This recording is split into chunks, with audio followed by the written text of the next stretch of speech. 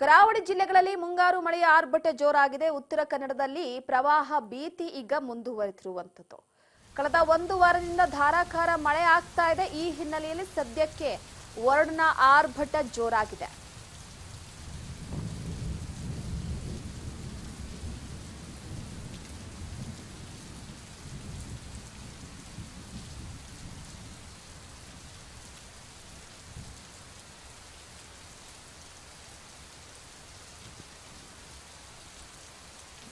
ಕರಾವಳಿ ಜಿಲ್ಲೆಗಳಲ್ಲಿ ಇನ್ನೂ ಕೂಡ ಮುಂಗಾರು ಮಳೆಯ ಆರ್ಭಟ ದಿನದಿಂದ ದಿನಕ್ಕೆ ಜೋರಾಗ್ತಾ ಇದೆ. ಉತ್ತರ ಕನ್ನಡದಲ್ಲಿ ಪ್ರವಾಹ ಭೀತಿ ಮುಂದುವರೆದಿದೆ.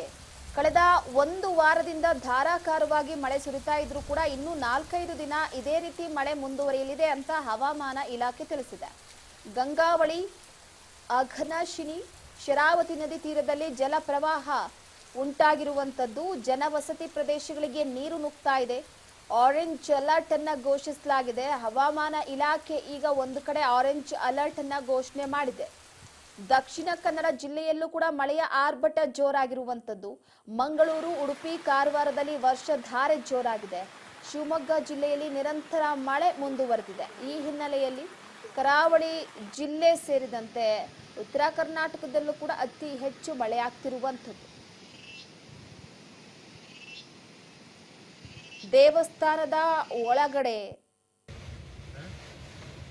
ಮನೆಯ ಒಳಗಡೆ ಎಲ್ಲ ಕೂಡ ನೀರು ತುಂಬಿಕೊಂಡಿರುವಂಥದ್ದು. ಜನವಸತಿ ಪ್ರದೇಶಗಳಿಗೆ ನೀರು ನುಗ್ಗಿದೆ.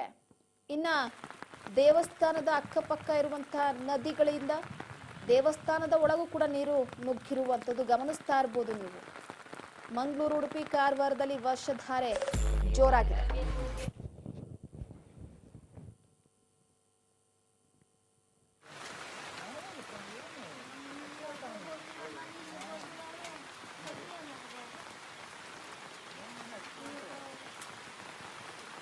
ಇನ್ನ ಸದ್ಯದ ಮಟ್ಟಿಗೆ ಜನವಸತಿ ಪ್ರದೇಶ ಇದು ನೋಡಿ. ಅಲ್ಲಿ ಸಾಕಷ್ಟು ಮನೆಗಳಿಗೆ ನೀರು ನುಗ್ಗಿ ಜನಜೀವನ ಅಸ್ತವ್ಯಸ್ತವಾಗಿರುವಂಥದ್ದು. ಇದರಿಂದ ಜನರಿಗೂ ಕೂಡ ಸದ್ಯದ ಮಟ್ಟಿಗೆ ಭಯದ ವಾತಾವರಣ. ಅತಿ ಹೆಚ್ಚು ಮಳೆ ಆಗ್ತಿರುವಂತಹ ಹಿನ್ನೆಲೆಯಲ್ಲಿ ಕೆಲವೊಂದು ಕಡೆ ಭಾರಿ ಅನಾಹುತಗಳು ಕೂಡ ಆಗಿದೆ. ಮನೆಯ ಗೋಡೆಗಳು ಕುಸಿದು ಬಿದ್ದಿದೆ.